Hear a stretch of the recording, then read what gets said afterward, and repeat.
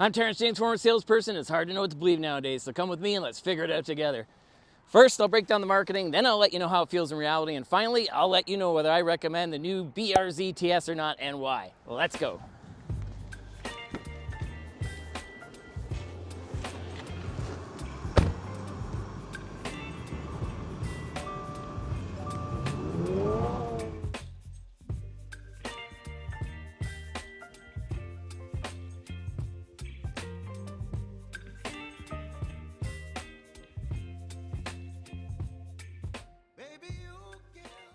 All right, now Subaru says that the all-new TS helps bring you closer to the tarmac with its upgraded suspension, brakes, and tires, and will get you seen by even more people with the upgraded rims, badging, and those nice gold Brembo brakes. So this is the message that we want to hold them to, that basically they say that this is more enjoyable on the road. What I want to do is kind of break it down into two feels, which is how does this feel as a daily driver? Because most people are going to be at the price point for this, because 30,000 something is actually a good bang for your buck, but on the same note, it's also a lot of money in reality, especially in the inflationary times that we're in and everything else, right? So realistically, most people, I'd have to say, are probably going to use this as a daily driver. At least I did. So you got to make sure that it's going to work, and we want to talk about that. And of course, what we're testing on, which is this more fun on road because of the upgrades that they've done with the TS. So before we do that, I want to give Subaru of London a shout out. They are a great dealership. As I said, I owned the BRZ for 4 years. It was my first Subaru. I really appreciated the product, but more importantly, I really appreciated the dealer experience. And they're one of the best dealers I've ever been to. Friendly, knowledgeable, seems like more of a hometown feel, even though it's in a big city. So anyway, definitely see the information on the bottom of the screen and in the description and check them out. So how does this feel as a daily driver? Well, going from owning one of these for 4 years, I have to say that I really like small, lightweight sports cars. And for me, it was worth it. So what I mean by that is it's definitely practical, but it depends on your perspective. Are you asking my wife or are you asking me? So my wife, of course, and I did agree on buying the car as a second car because it was practical enough. But if it is your only primary vehicle and you have a significant other or a family or things like that, or big giant friends that you're taking around all the time, might not be the most ideal. But basically, when you look at the roots of this, and I know it's not actually the roots, the Mazda Miata, as a benchmark or something, but realistically they're very similar car, very similar in size. Essentially this is a little bit more of a practical Mazda Miata, because of course the Mazda Miata is only a two-seater. Granted, it's a convertible or the hardtop roof that comes off, but that's kind of what you get. Now the reason why I personally think that the Mazda Miata is my all-time favorite car is because even though it's not super expensive and it's not super fast, it feels fast. So I always thought the Mazda Miata was dumb my whole life. I just thought it was one of the dumbest cars in the whole world. I thought it was girly, slow. I'm not really into convertibles, things like that. So it really didn't do much for me. And then I was lucky enough to start this show, and of course the manufacturers started coming on board, and I got to borrow one for a whole week. Thank you, Mazda, and it was great. And I really fell in love with it. And I'm like, I get it now. I understand what everyone's saying, is because even though it's not fast on paper, it feels fast. It really does. And it's got all these little vibrations in it. Like, you feel so connected to the road. I've never driven a car like I've driven $400,000 cars and $200,000 cars and super fast cars and all these things, but nothing feels like that little Mazda Miata. And this is the next iteration above that. So if you can't make a Mazda Miata work in your life because, you know, you got more than two people and you got some things you got to bring with you, then you got to look at either this or the GR86. And for the extra practicality you get, unfortunately, you do lose a layer of that engagement. But that said, this is still an incredibly engaging car, which we'll talk about in the feels portion when we're talking about how does it feel on road for sportiness and things like that. But when we're talking about practical and can you live with it daily, things like that, well, what's it like on the road? Well, this is a back county road. I just got off the major highway. I'm a little bit far away right now, but this is essentially the same. You're doing those close to those types of speeds. And what I forgot about is this is a super noisy car. When I owned my BRZ, I really didn't think that it was that noisy, and I'm not complaining. Again, this is where I mean where the compromise is going to come in, and how much do you want that driving experience, the second part of this review. Because realistically, if that really is what you want, then you're going to have to make some compromises. And the BRZ is great because it's better than that Mazda Miata, but no, it's not my new Mark 8 Golf R either as far as practicality or GR Corolla or something. So, because it's not a hatchback. But that said, you can definitely make it work. Now, what about like just sitting here? Is it comfortable? Like, you know, most people are just going to go to work and back, and you can make any car pretty much comfortable unless you get a horrible back or something. But for the most part, I really like this thing. I took long trips on it on the highway, you know, hours and hours and things like that, and it's definitely comfortable. Is it my Mark 8 Golf R? No, that thing is a highway cruiser. It was meant to be on the Autobahn. That's where it shines. It's boring, but it's like super comfortable on the highway. But this is very comfortable. It's not comfortable. And these seats were always great. I kind of liked mine in my generation. They're a little thinner, so it looked a little sportier, but these look more expensive and significant. And once you get up to the automatic or this level here, they're no longer that premium cloth, and you get heated in the front, and that's kind of suede type material, perforated. And in the TS, you get blue trim in here opposed to red, similar to my Golf R opposed to the GTI. They go from red to blue. Anyway, but nonetheless, yeah, it's great that way. So they're super comfortable. Now, when I had the Sachs dampers or even the normal dampers on the BRZ now, or these Hitachi in the front, it's definitely a lot firmer even in R mode than my car. But again, when I say my car, the Golf R, but again, that is a little GT luxury car. I really like all the BRZs. I do feel this is maybe a little bit stiffer than the normal one, but not a ton. Even the normal one feels substantial and kind of like a tank. That's one thing I really liked with the Mazda Miata. It felt like a tank. Yeah, it's only 2,500 pounds, but I felt more secure than I did in my generation. Whereas this one here, because as I said, with those structural upgrades that they did in the TS, which carried over to the base car, and again, probably why they, to be fair, didn't do a lot more structural improvements, because really they wanted to keep the price point, I would imagine, close to the automatic. And it's already very, very structurally sound. You just feel it. It feels really, really tight that way. And it is firm, but the thing, especially with these Hitachis or the Sachs dampers, they're not adaptive or anything else like that. But I can't remember exactly how the technology works, but just driving it for 4 years is amazing, because it goes over normal bumps really, really well, train tracks, little potholes, things like that. It's a lot more refined that way. But on the same note, when you're going around a corner, it's not like an old boat where you're leaning, they firm right up. I don't know how they magically do that, but these feel very similar to my Sachs dampers. And even though they're not in the back, they're just tuned by STI, the normal ones. It is an amazing handling car. That is the claim to fame for this, and then we'll talk about that in a minute. But what you do get is that extra power, which we'll talk about again in a minute, which I do definitely appreciate on a daily level. So I will quickly mention it here as well. And what I mean by that is, when the FRS first came out, it was about 8 seconds, or just a little under 0 to 60, which is snoozeville, right? Even though it kind of felt fast in a sense, and it won car of the year, and it was amazing. But when in 2017 they did a big refresh of the car, and that was the 0.5 that I got, and they had changed the rear end gearing, they had updated some things in the engine, so you got a little bit more power, faster gear in the rear end, and all of a sudden I was down into the low sixes, which again, nowadays with all these electric cars and things like that, you know, is still not super fast on paper. But if you've ever driven a car in the low sixes, and especially manual transmission where you can hear everything, it feels fast. But on the same note, it was fast and felt great in my generation if you were in the right gear.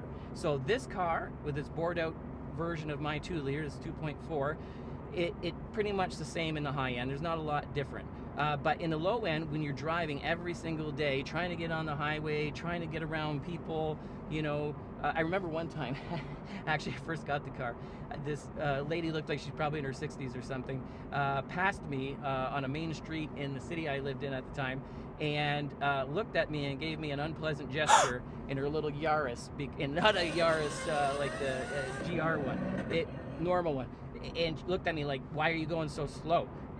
But you know, that was the reality of that car. Whereas this here, with the extra horsepower and extra torque, you do not feel that at all. And like I said, with whatever they've done, it feels a lot in the chassis, it feels a lot more substantial in the highway and things like that. So it is definitely great that way. Now, other things too that you wouldn't really consider, but you know, cup holders, as silly as that sounds, I usually like a coffee and another drink, you know, an upper and a downer, at least a type thing.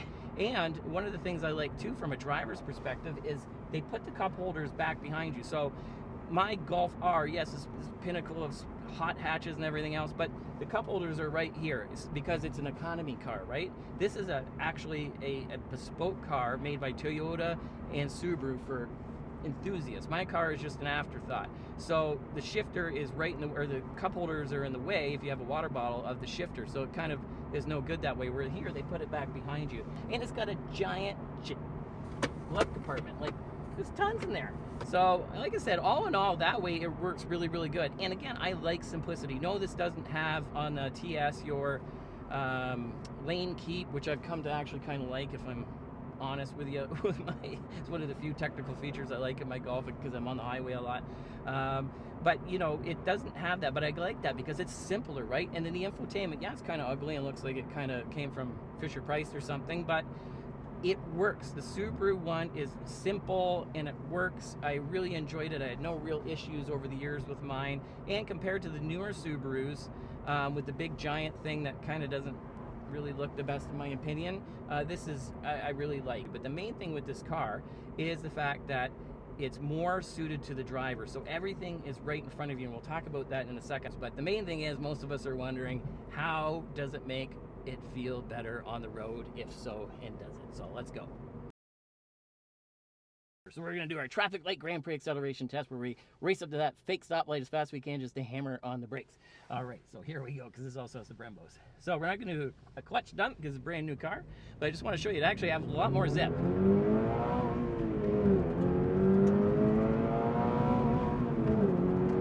And as you can see, you can rev it all the way past redline, which is about 7,500 RPMs, give or take. Now, you do lose a little bit of power near the end there, but I tell you, it's very, very responsive, and a lot better in any gear. Like, even right now, if I put it in third, I'm going down normal speed here. If I pretended I wanted to pass somebody,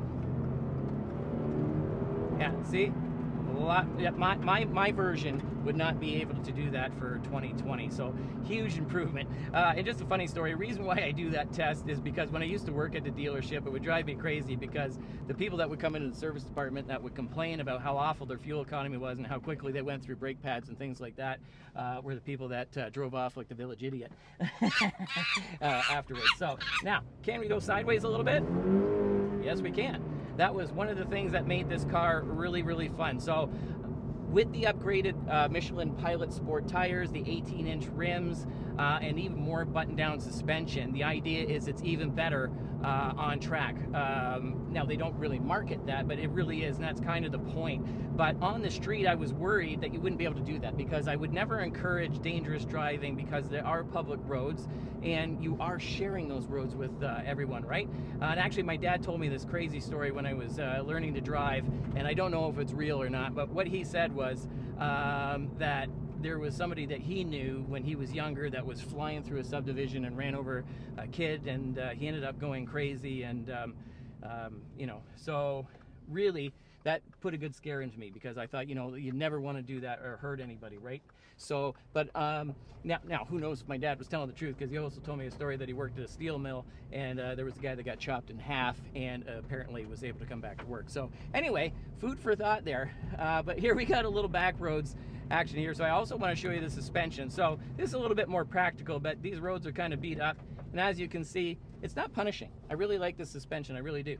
But what about grip though? And again, this is a little sandy and things like that, and we don't want to wipe this car out. But how does it hold as far as firmness goes? Yeah, look at that. Awesome. Really, really awesome. That is what I like about this suspension, is that it's compliant when you need it to be compliant, but it's also really, really firm around the corner and holds well. I really, really appreciate that, absolutely. Now, one of the things that's awesome about the BRZ is the fact, or GR86, is the fact that you have this really, really low driving position. It's not quite as good as the Mazda Miata, to where you're like stretched right out, or a Valkyrie or something, where you're like an F1 car. But I gotta tell you, compared to my Golf R or GR Corolla or even a WRX or anything else like that, you are really, really low in the chassis. Now, that does reduce the use of those back seats, and I forgot to mention that, I'm sorry, in the practical section of this video, which is they're actually not that bad for comfort wise, but you know, unless you have no feet, you're that guy, that steel mill that my dad worked with, you're not going to fit back there because they try to put these really, really low on the rails to give you that even lower center of gravity and that more sporty feel, but that does eliminate toe room. But I did use this with a small family, and you can put like booster seats and car seats back there. Now the passenger seat does have to move up a fair amount, so the passenger, aka mommy, was not overly impressed because you're hugging the dash, but you can make it work, and and it wasn't our primary vehicle, so yeah, it was great that way. But one of the things that I just wanted to quickly mention again, what's important, because if you do take this to the track, with a Mazda Miata, what are you going to do? You have to have a buddy or something to take all your tires and your tools and stuff in a truck, right? Whereas here, when the seats are down, now unlike my Golf or a hatchback or something where they're split and you can still have some people sit back there and have a little bit more usable space in the back, this is either fully up or fully down. But when it is fully down, and again, most people aren't using this for people all the time, it's actually, to be honest with you, as practical as my Golf R is. Anything I could put in my Golf R, because I don't put high stuff, I don't stack it up that way. It's longer stuff, and it's just fine that way. All right, so let's go around this corner with a little juice. A little sideways because it's slippery, but again, this has a really good traction control system. It's not super sophisticated in the sense of it's kind of an on-off switch. It's very intrusive, but on the same note, it does the trick. And if you're a newer driver, it's not going to let you, unless you're going 200 mile an hour, which this car doesn't do, you're not going to go completely sideways. It helped catch me there. Now, I'm not 100% sure with this here, but on mine, you could turn the traction off, or when it was in track mode, which wasn't really a track mode, you could reduce the traction. So one of the things that I really liked with my car, and we'll try it here in a second actually, is I'm going to give it some juice and then hammer it in a second, because they used to chirp. Yeah, still does it. It doesn't make a chirping noise because of the road, but it still had that little extra spin there. Now, you have to turn the traction control off for that really to happen, because a lot of times it just wants to starve fuel. But when you shut it completely off, which I believe is turning this traction button off, oh, you know what, it might not let me do it at a certain speed, I read actually. Let's just see. Yes. Okay, so you turn the traction off, and then you hit both the track button and the traction button together, and then it should shut everything off. Now, whether it stays off or not, I'm not going to test that, and mine it did, but it is nice. So now it does have a sport mode. To be honest, I don't really know what that does. I've been playing around with the button. It doesn't feel a ton different, and that actually makes me laugh, because I looked up the sport mode in the manual and it said to use on mountainous roads. So I really don't know what that means, because the car feels no different and does not have adaptive suspension. So anyway, Doug DeMiro, food for thought for you, because he always goes over the owner's manuals. So realistically, like I said, this car is a lot of fun, and I do think that the small upgrades that they've done as far as performance with those stickier Michelin tires, the front Hitachi dampers, and things like that, it does feel a little bit more planted, a little bit more serious, but just this generation in general feels a lot more serious because of that much more rigid chassis. So one of the things, like I said, I really, really like with this car is how it handles. I've always liked how it handles, and the only kind of thing that I didn't care for in mine was the fact that it was too slow. And this here, like I said, is faster than the Mazda Miata now, and it really, really feels great. Now, the TS does not give you any level of performance over the base, but as we were saying, the base is already really, really good. And same with like the pedal placement. Everything about this car, even though as we were saying it's practical and ergonomic, this is a small diameter steering wheel and thin rimmed. And at first I thought that I wouldn't like it, but the Mazda Miata is very similar because it really does feel sporty. But one of the things with both those cars, and what reason why you really like it, is the feedback through the steering wheel. Yes, it's electronic, things like that, but compared to my Golf R, wow, or the Civic Type R, or any of those cars, this, I can still feel what's happening. And not only that, with these sticky tires, right, like it really is sharp. This is like a surgical precision tool. Obviously my Golf R is going to be faster and things like that, but on paper, you're not going to feel faster. Like, this feels much more confidence inspiring. This feels a lot more, like I said, like a surgical tool, yet you can use every single day. So with that being so, let's lead to our final thoughts. Okay, so back in my own car, I've had some time to think about it, and now I'm ready to give you my final thoughts. So we started off this review by looking to hold Subaru accountable to their own wording in their brochure, which was, with this upgraded tires, brakes, and suspension, is this TS even more connected to the asphalt? And with those upgrades, nice shiny bronze brakes, the badging, and those 18-inch wheels, is it even more of a head turner? Essentially, they say this is going to be even more enjoyable on the street. Now, I was worried that that would not be the case because I'm a previous BRZ owner, as I was saying, and one of the things I liked with that car, even though I had the Brembo brakes and the sax dampers and things like that, they didn't have as sticky of rubber on it or as much power, yet I could still go around the corner sideways and have a little bit of safe fun on the street. Whereas this, with the button-down suspension, the already upgrades to the chassis and things like that, and the extra sticky rubber, I didn't think that was going to be the case. But that extra horsepower that they put in Generation 2 really does do the same trick, and I have to say, I was pleasantly surprised. Now, it also did feel a lot more buttoned down on the street in a sense of it feels like a very serious car. I've been lucky enough to do the Civic Type R now and the Acura Integra Type S, things like that, and it feels more like that in the sense of feels very, very serious, and I really, really enjoy that. So I definitely have to say it passes there. Now, how does it stack up to its competition? Well, you're in the $30,000 something range, MSRP Canadian plus fees and taxes. So you're looking at its sister or competition, the GR86. So essentially, Toyota has its own trims and pricing, but it's going to be fairly close within reason, especially if you're a payment buyer. You just kind of pick the one that you like better.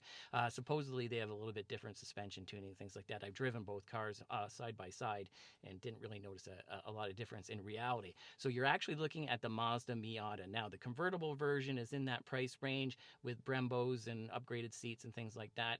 But that is going to be probably the most engaging car you're ever going to drive, but it's a two-seater. And at that price point, it's a lot of money because it's essentially a toy for most people. So the BRZ, as we showed, and I lived with it for 4 years, you can make it work if you're willing to compromise, or the people with you are willing to compromise a little bit. But it actually is a really great daily driver. So I do recommend it. Now, I did not have any problems with my car. The 2.4 engine is a little bit different. And with nowadays you never know long term, but Subaru is an excellent company, and Toyota, especially when it comes to reality, or reliability. Anyway, before we say thanks for watching, I'd like to say, please help us keep the lights on. So if you did enjoy this video, please check out the MX-5 video that I talked way too much about in this one, and our base model BRZ for a more comprehensive review. Thanks for watching, and if you feel like subscribing too, I won't blame you. We'll see you again next time.